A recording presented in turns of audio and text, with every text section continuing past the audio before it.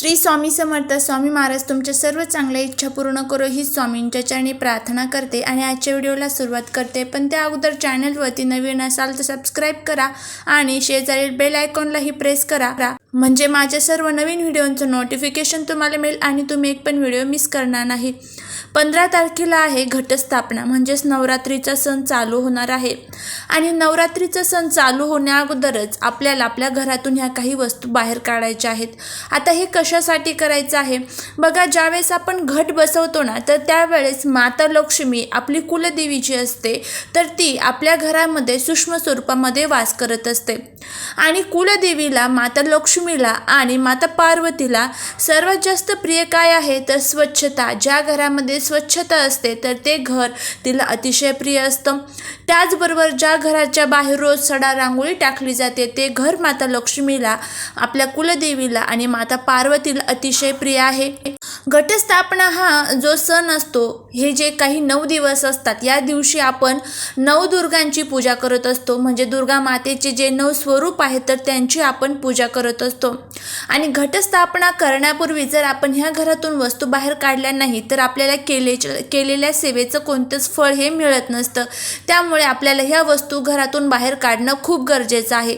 जर ह्या वस्तू आपण आजच घराच्या बाहेर नाही काढल्या तर कितीही सेवा आपण केली, कितीही उपाय आपण केले तरीही त्याचा कोणत्याच प्रकारचा फायदा हा आपल्याला होणार नाही. आणि आपल्या जीवनामध्ये जे काही दारिद्र्य आहे तर ते तसंच कायमचं राहील. तर त्यासाठीच आपल्याला हा अगदी साधा आणि सोपा उपाय करायचा आहे.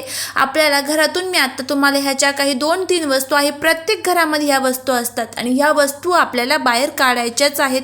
आणि ह्या वस्तू बाहेर काढल्यानंतर तुम्ही बघाल की घरामध्ये किती छान वातावरण तयार झालेलं आहे.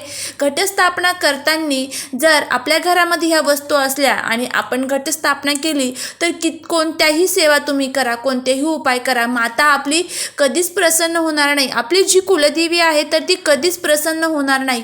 त्यामुळे आता ह्या ज्या काही वस्तू सांगत आहे तर त्या बाहेर काढा. त्यातलं पहिलं म्हणजे या दिवशी आपल्याला काही नियम पाळायचे असतात. या 9 दिवसांमध्ये त्यातलं पुरुषांनी दाढी किंवा कटिंग करू नये. त्यानंतर पुढचं म्हणजे महिलांनी आयब्रो, केस कापणे किंवा वॅक्सिन यासारख्या गोष्टी करू नये. तर ह्या गोष्टीसुद्धा आपल्याला टाळायच्या आहेत. आणि आता आपल्याला कोणत्या गोष्टी आपल्या घरातून बाहेर काढायच्या आहेत हे बघूया. त्यातलं पहिलं म्हणजे बघा, काही घरांमध्ये खूप जुना झालेला झाडू असतो. झाडू कशाचं रूप असतं? माता लक्ष्मीचं रूप असतं. आणि काही घरांमध्ये जर तुम्ही बघितलं ना तर असे झाडू असतात ना, कितीही ते जुने झालेले असतात तरीही ते झाडू तसेच्या तसेच राहतात. आपण कितीही काही केलं तरीही आपण जर तो झाडू आपल्या घरामध्ये ठेवला तर तुम्ही कोणतेही सेवा करा, उपाय करा, काहीच फायदा होणार नाही. त्यामुळे घट बसण्याच्या पूर्वी आपल्याला आपल्या घरातून हा झाडू बाहेर फेकणं खूप गरजेचं आहे. खूप जुना झाडू असेल तर तो आपल्याला बाहेर फेकायचा आहे. अगदी तुमचा चांगला जर झाडू असेल तर तो जरी तुम्ही यूज केला तरीही चालेल.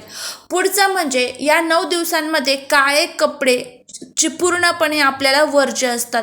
काळ्या कलरच्या वस्तू मातेला अजिबात प्रिय नाही आहेत. काळ्या कलरचे कपडे असेल, काळ्या कलरचे तुमचं कोणत्याही वस्तू ज्या असतील तर त्या मातेला अजिबात प्रिय नाही आहे. त्यामुळे तुम्ही काळ्या कलरचे जे कपडे आहेत, काळ्या कलरच्या ज्या काही तुमच्या वस्तू आहेत तर त्या आजच तुम्ही घराच्या बाहेर काढून टाका.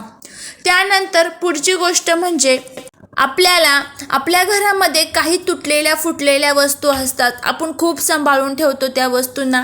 मग ते बघा, कार्डबोर्ड असतात किंवा मग खूप जुने झालेल्या अशा वस्तू असतात, त्या आपल्या यूजमध्ये सुद्धा नसतात.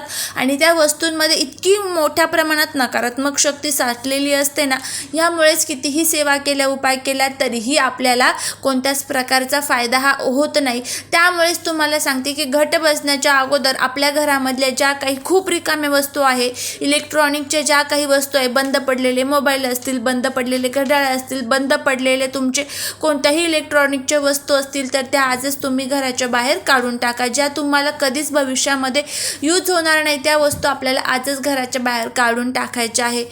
तर दुसरं महत्त्वाचं म्हणजे घटस्थापना करण्यापूर्वी आपल्याला आपल्या घरामध्ये पूर्णपणे स्वच्छता करून घ्यायची आहे.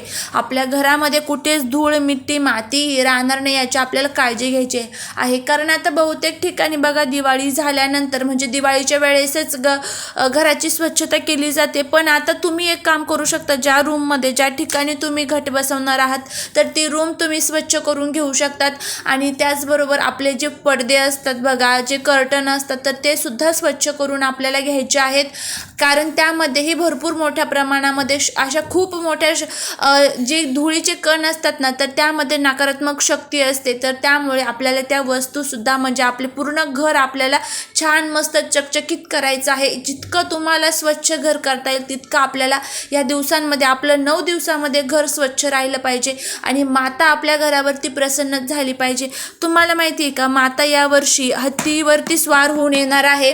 हत्तीवरती ज्यावेळेस माता स्वार होऊन येत असते तर त्यावेळेस ती आपल्यासाठी खूप काही घेऊन येत असते. सुख, संपत्ती, धन, दौलत, ऐश्वर, वैभव सर्व गोष्टी माता घेऊन येत असते. तर त्यामुळे तुम्हाला जर असं वाटत असेल की मातेच्या आपल्यावरती कृपा व्हाव्या तर आजच ह्या वस्तू आपल्याला घरातून बाहेर फेकायच्या आहे.